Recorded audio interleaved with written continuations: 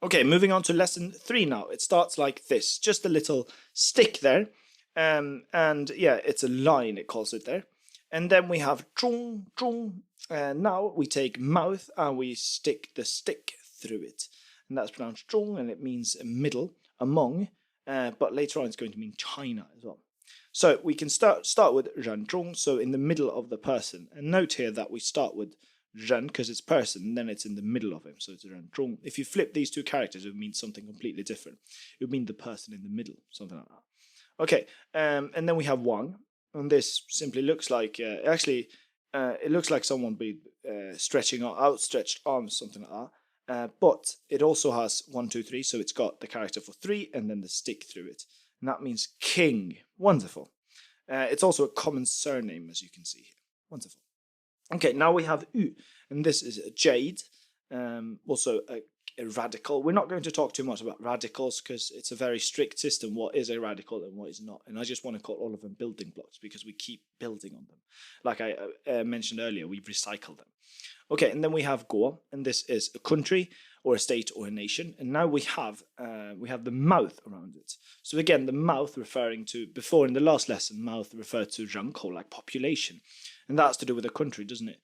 And now the mouth has to do with a nation again, because it looks like a king in the middle. It's actually jade, king defending something, and that would be the jade stone maybe inside his country. And there's a lot of jade stones in China, hence why we get country. And then we just put Go at the end of something, like May. May means beautiful, and then we get May Go, the United States of America.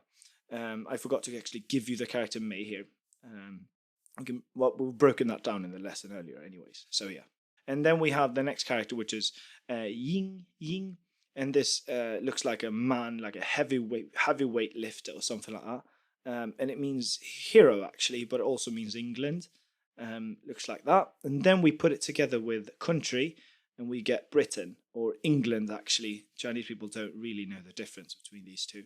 So yeah, if you go, I'm from Scotland, they go, oh, you're from England. I'm sorry, and they are too, even though they don't know it. Yeah, that's it. Okay, and then we moved on to I didn't miss anything there. Guowang. So this is country, king. So this is a king of a country, and it's important where we put the characters here. I mentioned it before, and mentioning it again now, and now I'm actually giving you an example as well, a very good example. Because if you flip them, this is now a king. However, if you flip them, now it's a country. So it's a king country, but it's defined by its king. So it's a kingdom or a realm. Wonderful. Then we have 中国 as well. China, middle country. I think that's quite beautiful. And then what we do is we just put a ren at the end of countries, and then we get a person from that country, so a Chinese person. Chinese person, 中国人. Wonderful. We have 英国人 as well, British person. We have 美国人, and that is an American person. Person from the USA. Perfect. And then we have 是, which is our, if I'm not mistaken here, it's our first verb in Chinese. Wonderful. And this one means to be is are or am, also in past tense. We'll talk more about that later. So it's the sun or day on the top, and then in the bottom, we'll talk more about that later. It looks like the character for stop, which we'll talk about later, as I just said. Okay, but basically be. And then we have this, looks like a nail. It's pronounced ding. And looks like, you see nail here. It does, however, officially means a lot of other things, but I just want you to pay attention to this. Actually, anything T-shaped later on, like a T-shaped intersection, we'll be using the ding character as well. And then we can actually form a very simple word, which is ding ding. Hopefully we don't get sued for trademark, infringement here. Because we're using his name. But it's Tintin. I think that's quite easy. I don't know why there's big capital T there. Anyways, it's quite easy to relate to. So ding ding, Tintin. Okay, and then we have information. This is speech or information, basically. We'll see it on the left side mostly of many characters. Here we go. This is ding. Actually, if you allow me, I'll go back now to when we learned one of our first characters, this one.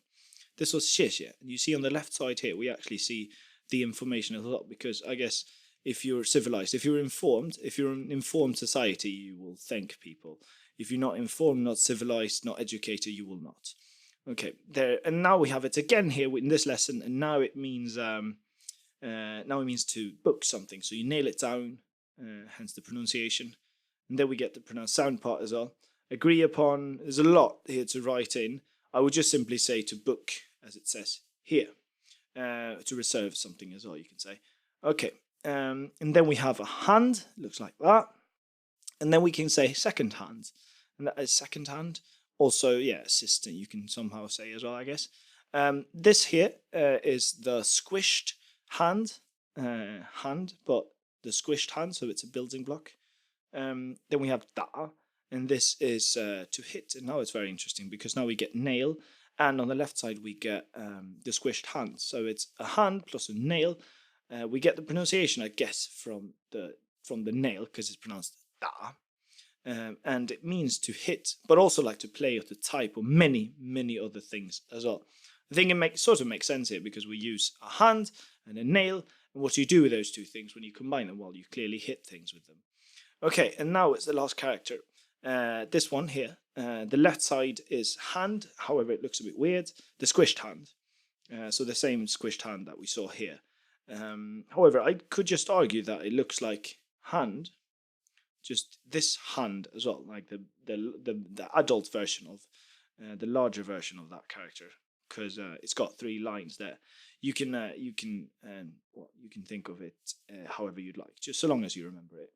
And then the right part we're not going to see much of, so just go ahead and just put that into this character and learn it like that. Okay, that's pronounced bye, and it actually means to worship, to pay respect, many other things. And this is quite a complex character. However, we're also going to use it to just say bye-bye or to say goodbye.